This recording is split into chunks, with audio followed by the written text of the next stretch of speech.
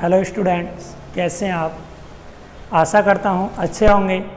मैं अरविंद कुमार आज की ऑनलाइन क्लास की वीडियो में आपका स्वागत करता हूं।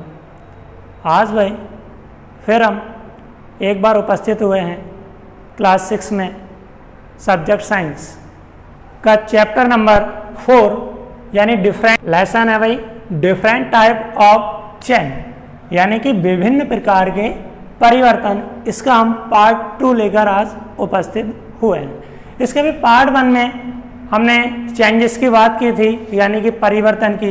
इसमें हमें देखने को मिले थे भाई कि परिवर्तन क्या होता है। परिवर्तन एक प्रकार का क्या है, बदलाव है। परिवर्तन एक प्रकार का क्या है, बदलाव है। अब ये बदलाव कैसे होता है, जैसे तुमने अपने घर में भी देखा होगा, मम्मी जो होती हैं दूध को क्या करती हैं भाई, रख देती हैं और सुबह को जब देखती हैं तो वो क्या हो जाता है, दही बन जाता है। तो दूध से बन गया दही, यानी दूध में जब बदलाव आया तो बन गया दही। तो ये क्या है, एक प्रकार का भी परिवर्तन है। तो ये बोल सकते हैं कि परिवर्तन क्या है कि निरंतर प्रकृति में या हमारे आसपास होने वाला जो बदलाव है वही क्या है, एक प्रकार का परिवर्तन है। उसके टाइप के बारे में हमने बात की थी। और जो लास्ट में टॉपिक की बात की थी भाई, वो था हमारा कौन सा, भौतिक एवं रासायनिक परिवर्तन।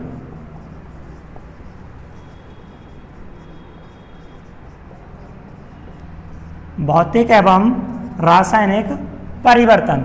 तो ये भौतिक परिवर्तन और रासायनिक परिवर्तन को मैंने भाई परिभाषित तो किया था, शायद याद ही होगी परिभाषा कि भौतिक परिवर्तन क्या है कि ऐसे परिवर्तन जिनके रंग रूप, यानी कि अगर एक शॉर्ट में बोल दें तो कि भौतिक परिवर्तन वे परिवर्तन होते हैं जिनमें पदार्थ के भौतिक गुणों में परिवर्तन होता है।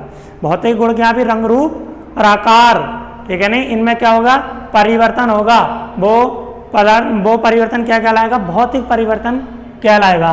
जैसे कि आप अपनी स्क्रीन पर एक चित्र देख रहे होंगे जिसमें साफ साफ आपको दिखाया गया है कि ये क्या है भाई, एक नीचे की ओर मोमबत्ती जलती हुई है। नीचे की ओर क्या है, एक मोमबत्ती आपको दिख ही रही होगी। इसमें क्या हो रहा है अभी, ये मोमबत्ती जल रही है और इसमें साथ साथ ये मोम जो है नीचे की ओर क्या हो रहा है भाई, पिघल रहा है।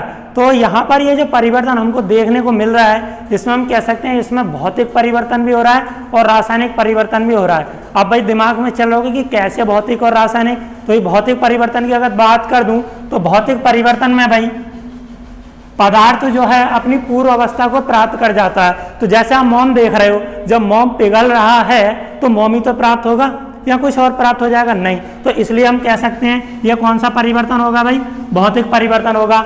अब इसके साथ इसमें एक आपको बत्ती दिख रही होगी जो कि जल रही है। तो जब वो बत्ती जल रही है तो वो जलने के बाद क्या बत्ती प्राप्त होगी, नहीं होगी। जब बत्ती प्राप्त नहीं होगी तो हम कह सकते हैं ये क्या हो रहा है, रासायनिक परिवर्तन हो रहा है। तो इस चित्र के माध्यम से तो आप देख पा रहे होंगे कि ये एक ऐसा चित्र है, यानी ऐसा परिवर्तन है जिसमें दोनों परिवर्तन एक साथ देखने को मिल रहे हैं। और वो क्या है, मोमबत्ती का जलना और मोम का पिघलना। इनमें बड़ा कंफ्यूज रहता है। मोम का पिघलना एक भौतिक परिवर्तन है जबकि मोमबत्ती का जलना एक रासायनिक परिवर्तन है।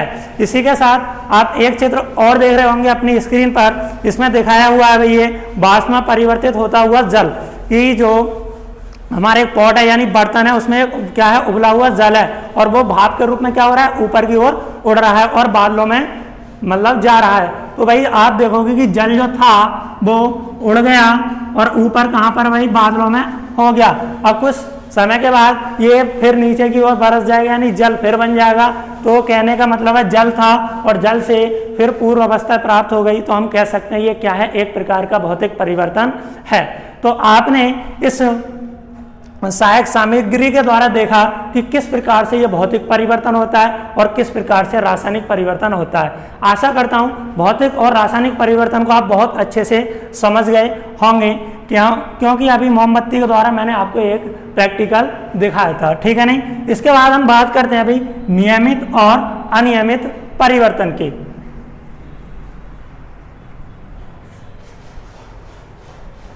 इसके बाद है भाई नियमित और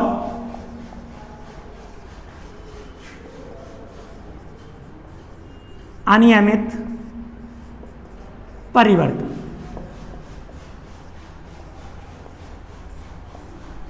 देखो नाम से पता चल रहा है, नियमित और अनियमित। नियमित और अनियमित, नियमित का मतलब है मतलब अपने नियम के अनुसार, जैसे टाइम होगा तभी होगी ये चीज़, अगर टाइम नहीं होगा तो कोई चीज़ नहीं होगी। तो नियमित को अगर मैं देखूं भाई, नियमित परिवर्तन,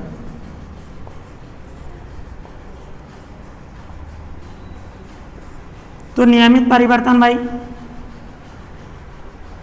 आपने देखा होगा भाई प्रकृति में निश्चित समय के बाद भाई कोई एक नियमित परिवर्तन होता है, यानी कि नियम के समय के अनुसार क्या होता है, एक परिवर्तन होता है। भाई हमारा क्या है, नियमित परिवर्तन है। अगर जैसे मैं बोलूं कि ऋतुओं का बदलना, ऋतु होती हैं अपने समय के अनुसार परिवर्तित होंगी। ऐसा नहीं है कि 1 माह पहले परिवर्तित हो जाए या 4 माह बाद में परिवर्तित हो, नहीं, अपने समय के अनुसार क्या होंगी, परिवर्तित होंगी। तो इससे हम कह सकते हैं कि ये क्या है, एक हमारा नियमित परिवर्तन है। और अगर बात की जाए भाई इसकी दूसरा एग्जाम्पल, जैसे रात दिन का होना, यानी कि रात और दिन का होना, रात जो है अपने समय के अनुसार होगी, दिन जो है वो अपने समय के अनुसार होगा। तो भाई इन्हें हम कह सकते हैं कि नियमित परिवर्तन वे होते हैं जिनमें जो टाइम जो होता है वो क्या होता है भाई, फिक्स होता है, ये अपने टाइम के अनुसार क्या होते हैं, परिवर्तित होते हैं, वो नियमित परिवर्तन कहलाते हैं। अभी मैंने आपको एग्जाम्पल के द्वारा बताया था क्या होता है, ऋतुओं का बदलना, ऋतुओं का बदलना। और बात कर दूं दिन रात का होना, दिन रात का होना, ये क्या है, सब नियमित परिवर्तन ही तो हैं, एक प्रकार के क्या है ये नियमित परिवर्तन है। इसके बाद अगर मैं बात कर दूं अनियमित की, तो अनियमित से भी मतलब है कि इनका कोई भी टाइम फिक्स नहीं होगा, इनका कोई भी टाइम फिक्स नहीं होगा, कभी भी हो सकते हैं, कभी भी आ सकते हैं, कभी भी जा सकते हैं। तो भाई अगर मैं इनके अनियमित के बात करूं भाई,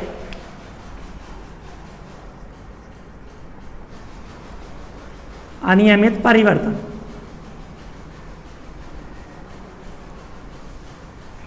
अनियमित परिवर्तन, तो भाई वे परिवर्तन, अनियमित परिवर्तन वे परिवर्तन होते हैं जिनका या जो समय पर नहीं होते, यानी कि इनका समय निश्चित नहीं होता, अनियमित परिवर्तन कहलाते हैं। जबकि नियमित का समय जो होता है वो क्या होता है भाई, बिल्कुल निश्चित होता है कि इस टाइम आने हैं और इस टाइम ये जाएंगे। लेकिन अनियमित का कोई भी टाइम फिक्स नहीं होता। जैसे बात कर दूं भाई मैं ज्वालामुखी का फटना, ज्वालामुखी का फटना और सुनामी आना, सुनामी का आना। और बात कर दूं सुनामी हो गया, भूकंप का आना,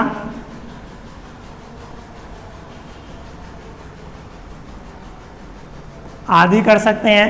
यानी कि अनियमित परिवर्तन वे परिवर्तन होते हैं जिनका एक निश्चित समय नहीं होता, ठीक है नहीं, जिनका जो समय है वो निश्चित नहीं होता, अनियमित परिवर्तन कहलाते हैं। जैसे ज्वालामुखी का फटना, सुनामी का आना, भूकंप का आना, ठीक है ना, ये क्या है, सभी अनियमित परिवर्तन के उदाहरण है। जैसे आप स्क्रीन पर अपनी एक चित्र देख ही रहे होंगे, ये ज्वालामुखी किस प्रकार से फटता है, ठीक है ना, यही क्या है, इसका कोई भी ये कोई भी समय निश्चित नहीं है, कभी भी फट सकता है, ठीक है ना। जिससे हम कह सकते हैं कि ज्वालामुखी का फटना एक क्या है, अनियमित परिवर्तन है। ठीक, इसके बाद हम बात करते हैं भाई, तो यह है भाई प्राकृतिक परिवर्तन। प्राकृतिक परिवर्तन, प्राकृतिक परिवर्तन भाई, तो इसके नाम से पता चला है प्राकृतिक, मतलब अगर प्राकृतिक परिवर्तन को परिभाषित करूं तो प्रकृति में होने वाले परिवर्तन को प्राकृतिक परिवर्तन कहते हैं। क्या, एक बार और सुन लो कि प्रकृति में होने वाले परिवर्तन को प्राकृतिक परिवर्तन कहते हैं, ठीक है नहीं। यह परिवर्तन भी स्वतः होते हैं, ये परिवर्तन जो है क्या होते हैं, स्वतः होते हैं, यानी प्रकृति के द्वारा होते हैं, इन्हें मानव से कोई लेना देना नहीं है, ठीक है ना, इन्हें मानव नहीं कराता, यानी कि प्रकृति के द्वारा होने वाले परिवर्तन प्राकृतिक परिवर्तन कहलाते हैं। जैसे बात कर दूं मैं भाई एग्जाम्पल की, तो दिन रात का होना, दिन रात होना,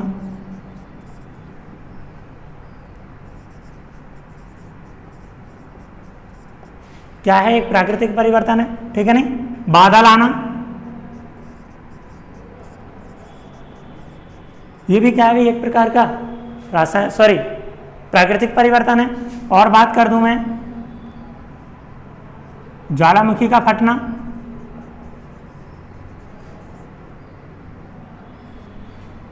ज्वालामुखी का फटना, ये भी क्या है, एक प्रकार का प्राकृतिक परिवर्तन है, ठीक है नहीं। बाढ़ आना, ये भी क्या है, एक प्रकार का प्राकृतिक परिवर्तन है। वर्षा होना, ये भी क्या है, एक प्रकार का प्राकृतिक परिवर्तन है। तो इससे हम कह सकते हैं क्या पूरी परिभाषा के साथ कि प्रकृति में होने वाले परिवर्तन को प्राकृतिक परिवर्तन कहते हैं। ये परिवर्तन अपने आप यानी कि सतह होते हैं, ठीक है ना। जैसे दिन रात का होना, बादल आना, ज्वालामुखी का फटना, वर्षा होना, ठीक है ना, ये सब क्या है, आदि कह सकते हैं कि आदि प्राकृतिक परिवर्तन के क्या है भाई, ये उदाहरण है, ठीक है नहीं। इसके बाद मैं बात कर दूं भाई दूसरे नंबर पर हमारा कृत्रिम परिवर्तन। कौन सा है, कृत्रिम परिवर्तन।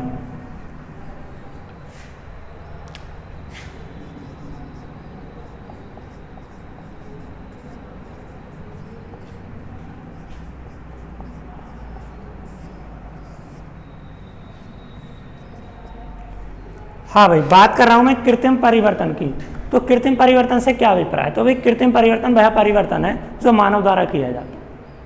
अगर इसे हम परिभाषित करें तो क्या होगा कि मानव द्वारा होने वाले परिवर्तन या मानव द्वारा किए जाने वाले परिवर्तन क्या कहलाते हैं, कृत्रिम परिवर्तन कहलाते हैं। अब मानव द्वारा कैसे भाई, जैसे हम कोई परिवर्तन करें, हम कोई परिवर्तन करें, जैसे दूध से दही बनाना, दूध से दही बनाना मानव ही तो बनाएगा, हाँ, तो हम कह सकते हैं ये क्या है, एक प्रकार का कृत्रिम परिवर्तन है। और अगर बात कर दूं मैं इसका, दूध से दही बनेगा, मिट्टी से ईंट बनाना, मिट्टी से ईंट बनाना एक प्रकार का क्या है, कृत्रिम परिवर्तन है। हमने देखा होगा जो भट्टे होते हैं उन पर जो ईंट को आतने वाले होते हैं वो क्या करते हैं, मिट्टी को मतलब मल करके उससे क्या बनाते हैं, ईंट बनाते हैं, ठीक है ना।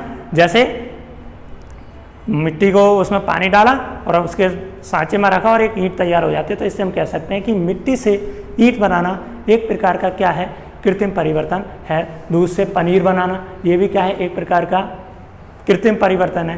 कहने का मतलब है सिर्फ एक ही बात याद रखो, क्या मानव द्वारा होने वाले परिवर्तन कृत्रिम परिवर्तन कहलाते हैं। अब XYZ कोई सा भी परिवर्तन अगर उसे मानव कर रहा है तो हम कह सकते हैं भाई वो क्या होगा, हमारा कृत्रिम परिवर्तन होगा, ठीक है ना। इसके बाद हम बात करेंगे अगले टॉपिक की, तो यह है भाई नियंत्रित तथा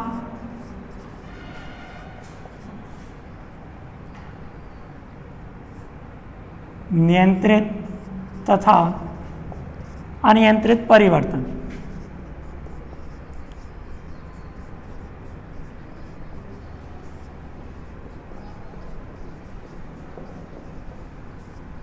नियंत्रित तथा अनियंत्रित परिवर्तन। तो भाई ये परिवर्तन है भाई, कैसे देखते हैं इसे। नियंत्रित नाम से पता चल रहा है नियंत्रण, नियंत्रण यानी कि उसको हम अपने बस में कर सकें, यानी उसे नियंत्रित कर सकें। तो अगर इसे मैं परिभाषित करूं नियंत्रित के लिए कि नियंत्रित परिवर्तन किसे कहते हैं, तो भाई बच्चों क्या होगा, यानी इसकी परिभाषा को लिखे हैं कि नियंत्रित परिवर्तन किसे कहते हैं। तो भी वे परिवर्तन जिन पर अपना नियंत्रण रहता है, वे परिवर्तन जिन पर अपना नियंत्रण रहता है नियंत्रित परिवर्तन कहलाते हैं। आया कुछ समझ में? अभी क्या बोला मैंने कि वे परिवर्तन जिन पर अपना कोई नियंत्रण रहता है क्या कहलाते हैं, वो नियंत्रित परिवर्तन कहलाते हैं। जैसे बात कर दूं मैं भाई, तुमने पंखा देखा होगा, क्या देखा होगा?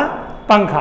अब पंखे में भाई क्या करते हैं हम, उसे कभी तेज कर देते हैं, कभी धीमे कर लेते हैं, यानी अपने नियंत्रण के अनुसार। तो कह सकते हैं भाई पंखे का तेज तथा धीमा होना या धीमा करना। ठीक, पंखा को कभी तुम रेडियन को क्या कर देते हो, बढ़ा देते हो तो तेज हो जाता है, और कम कर देते हो तो क्या हो जाता है, धीमा हो जाता है। तो इससे कह सकते हैं हमारे क्या है, नियंत्रण में है, यानी इस पर हमारा नियंत्रण चल रहा है। तो पंखे का तेज तथा धीमा करना क्या है, नियंत्रित परिवर्तन है। दूसरा अगर बात कर दूं मैं भाई, लालटेन तो सभी ने देखी होगी, पहले लालटेन होती थी तो उसकी कभी रोशनी को तेज कर दिया जाता था और कभी धीमा कर दिया जाता था, ठीक है ना। तो भाई लिख सकते हैं कि लालटेन की रोशनी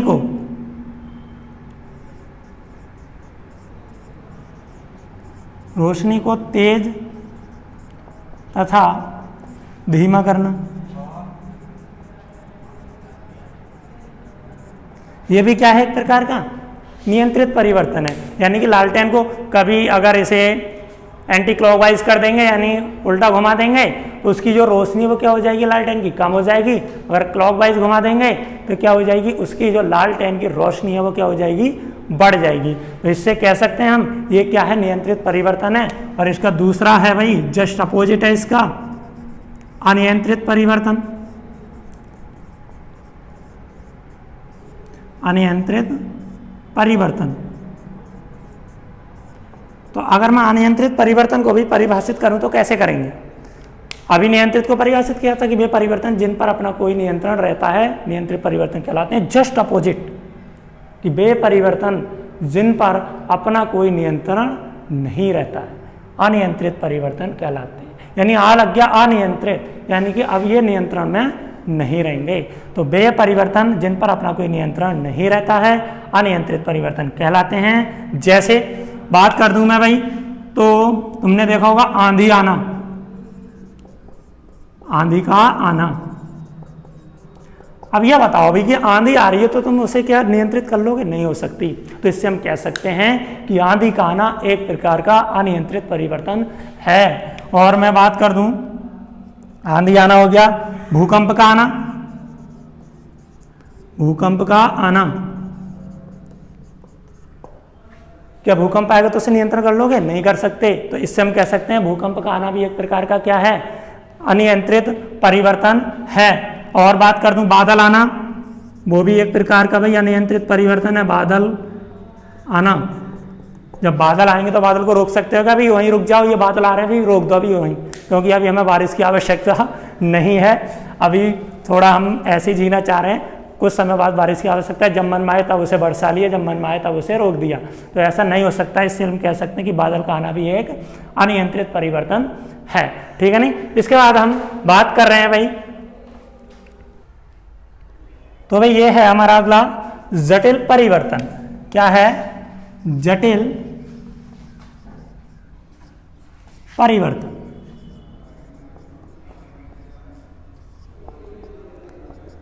नाम से पता चल रहा है जटिल, जटिल मतलब भाई कठिन, जटिल मतलब हार्ड है, ठीक है नहीं। परिवर्तन यानी बदलाव, यानी हार्ड बदलाव होगा उसमें। अब वो कैसे होगा वो देखते हैं हम। अगर जटिल परिवर्तन को अगर हम परिभाषित करें तो कैसे करें कि वे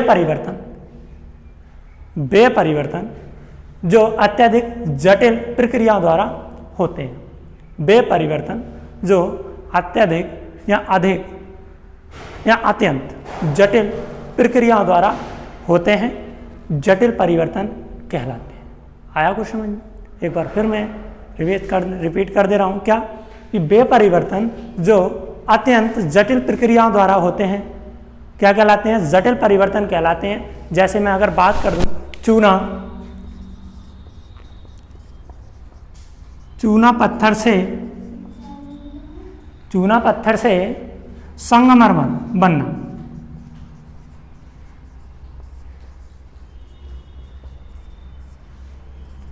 चूना पत्थर से संगमरमर का बनना क्या है? एक जटिल परिवर्तन है, यानी अत्यधिक जटिल प्रक्रियाओं द्वारा ये परिवर्तन होता है।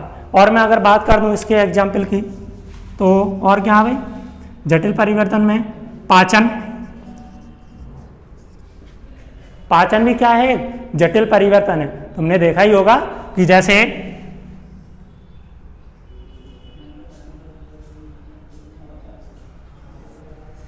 मनुष्य जब यहाँ से भोजन को अंत ग्रहण करता है,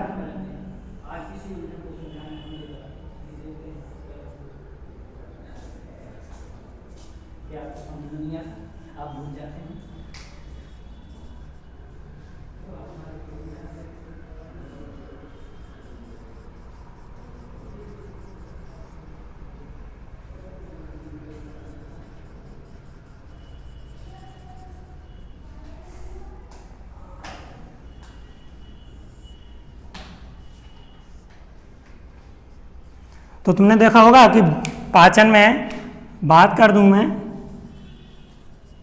तो भी मनुष्य क्या करता है, भोजन को मुख के द्वारा अंत ग्रहण करता है और फिर वो भोजन नली में पहुंचता है। ये क्या हमारी भोजन नली, भोजन नली के बाद कहाँ पहुंचता है, वो हमारा आमाशय में पहुंचता है। आमाशय के बाद फिर ग्रहणी में प्रवेश करता है, यानी कि पहले तो जो पाचन होता है इसका कहाँ होता है, मुख में ही होता है कार्बोहाइड्रेट का। फिर आता है हमारा ये कहाँ पर, स्टोमच यानी कि आमाशय में। फिर यहाँ पर कुछ पाचन होता है, यहाँ पर भोजन करीब 3 से 4 घंटे रुकता है। तो इसमें जो जटिल प्रक्रिया होती हैं यानी HCl वगैरह, इनसे सभी से क्रिया करके वो अम्लीय हो जाता है। फिर हमारा ग्रहणी में आता है, ग्रहणी के बाद फिर छोटी आंत में आता है, छोटी आंत से फिर बड़ी आंत में आता है और बड़ी आंत के द्वारा फिर मल द्वार के द्वारा बाहर कर दिया जाता है। तो तुमने देखा कि भोजन यहाँ से इन प्रक्रियाओं द्वारा जाकर के फिर यहाँ जाकर के पचा। तो हम इससे कह सकते हैं कि ये पाचन जो है वो क्या है, एक प्रकार की जटिल प्रक्रिया यानी कि जटिल परिवर्तन है ये, ठीक है नहीं। पाचन है और बात कर दूं श्वसन है। अब भाई ताई श्वसन क्या है, तो श्वसन भाई सांस तो सभी लेते होंगे, छोड़ते भी होंगे। तो सांस आती है फिर वो कहाँ जाती है भाई, पहले मुख के द्वारा यानी नाक से मुख, और मुख से भी लेते हैं और नाक से भी लेते हैं, तो वो श्वास नली में जाती है। श्वास नली के बाद कहाँ पहुँचती है, फुफ्फुस यानी कि लंग्स में पहुँचती है, फेफड़ों में। फेफड़ों के बाद फिर वो पूरे कूपिकाओं के द्वारा रक्त में प्रवाहित होती है ऑक्सीजन। फिर वहाँ से जो कार्बन डाइऑक्साइड होती है उसे फिर बाहर निकालता है। तो वो काफ़ी जटिल प्रक्रिया हुई। तो इसलिए हम कह सकते हैं श्वसन भी क्या है, एक प्रकार का जटिल परिवर्तन है। श्वसन है, उत्सर्जन है, उत्सर्जन। उत्सर्जन क्या भैया दिमाग में बात है, उत्सर्जन तो तुम्हें पता ही है, उत्सर्जन होता है गंदगी यानी कि अपशिष्ट पदार्थों को बाहर निकालने की प्रक्रिया क्या कहलाती है, उत्सर्जन कहलाती है। तो उत्सर्जन भाई जब जो प्रक्रिया होती है हमारी, जैसे ये बाहर निकला हमारा, यहाँ से अपशिष्ट भोजन था वो निकल गया बाहर, तो ये क्या है भाई, एक प्रकार का उत्सर्जन ही है। तो इससे हम कह सकते हैं ये भी क्या है, एक जटिल परिवर्तन है। इसके बाद हम लास्ट टॉपिक की बात कर रहे हैं वांछनीय तथा अवांछनीय परिवर्तन। तो ये वांछनीय परिवर्तन क्या होता है देखते हैं भाई इसे।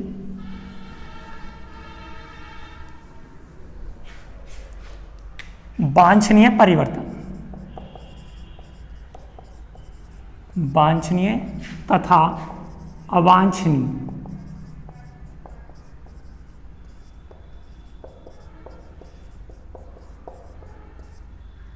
वांछनीय तथा अवांछनीय परिवर्तन। तो भी देखो वांछनीय से क्या अभिप्राय है। वांछनीय परिवर्तन अगर इसे मैं परिभाषित करूं तो भी कैसे करेंगे, सुन लो थोड़ा ध्यान से। वांछनीय परिवर्तन वे परिवर्तन होते हैं जिनकी हमें चाहत या आवश्यकता होती है, तो या फिर ऐसे बोल दो कि वे परिवर्तन जिनकी हमें चाहत या आवश्यकता होती है। वे परिवर्तन जिनकी हमें चाहत या आवश्यकता होती है वांछनीय परिवर्तन कहलाते हैं। अगर याद रखना वांछनीय याद होगा तो अवांछनीय अपने आप याद हो जाएगा, क्योंकि जस्ट इसका अपोजिट है, उसमें आ बढ़ा दिया यानी कि अपोजिट, ठीक है नहीं।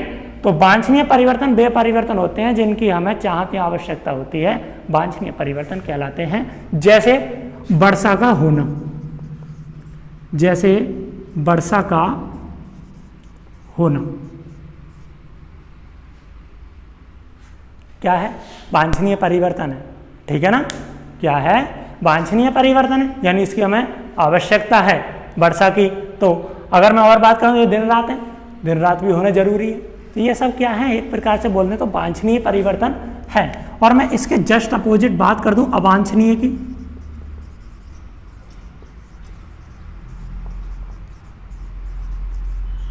अवांछनीय परिवर्तन की अगर बात कर दूं तो अवांछनीय परिवर्तन भाई क्या है, तो वे परिवर्तन जिनकी हमें चाहत या आवश्यकता नहीं होती है अवांछनीय परिवर्तन कहलाते हैं। मैंने बोला ना, इनके अगर वांछनीय याद होगा तो अवांछनीय अपने आप याद हो जाएगा। क्या कि वे परिवर्तन जिनकी हमें चाहते आवश्यकता नहीं होती है अवांछनीय परिवर्तन कहलाते हैं। जैसे अधिक वर्षा का होना, अधिक वर्षा का होना, यानी अधिक वर्षा हो जाएगी तो भाई क्या हो जाएगा, बाढ़ आ जाएगी। तो बाढ़ का भी आना एक क्या है, अवांछनीय परिवर्तन है। और बाढ़ आएगी तो भाई नुकसान ही करेगी, कहीं खेती, कहीं घरों में पानी, कहीं डैम टूटता है, तो ये क्या है, इनके यहाँ नुकसान ही हो रहा है, यानी इसकी हमें चाहते आवश्यकता नहीं है। तो कह सकते हैं अधिक वर्षा का होना एक वांछनीय परिवर्तन है, जबकि वर्षा का होना एक वांछनीय परिवर्तन है। तो भाई आज तुमने देखा, हमने ये टॉपिक को डिस्कस किया था और पार्ट 1 की वीडियो में कुछ और भी परिवर्तन थे उनके बारे में डिस्कस किया था। तो मैं आशा करता हूँ भाई कि वो मैंने तुम्हें परिवर्तन इस चैप्टर के अंदर समझा है, बहुत अच्छे से समझ में आए होंगे। कुछ मैंने सहायक सामग्री का भी उपयोग करके आपको समझाया कि ये भौतिक परिवर्तन कैसे होता है, रासायनिक परिवर्तन कैसे होता है, ठीक है ना। तो भाई और ज्वालामुखी का फटना भी समझा था कि किस तरीके से ये फटता है। तो ये सब क्या थे, परिवर्तन थे एक प्रकार के। इसी के साथ में भाई अगले चैप्टर को लेकर के उपस्थित रहूँगा। और इस वीडियो में अगर आपको कहीं कोई प्रॉब्लम है या कोई चीज़ आपको समझ में नहीं आ रही है या कुछ कहीं मिस हो गया है तो आप मुझे कमेंट बॉक्स में बता सकते हैं या पर्सनली मैसेज कर सकते हैं। मैं वीडियो की और अच्छी से अच्छी बनाने की कोशिश करूँगा, ठीक है ना। इसी के बाद मिलते हैं अगली वीडियो में। Thank you.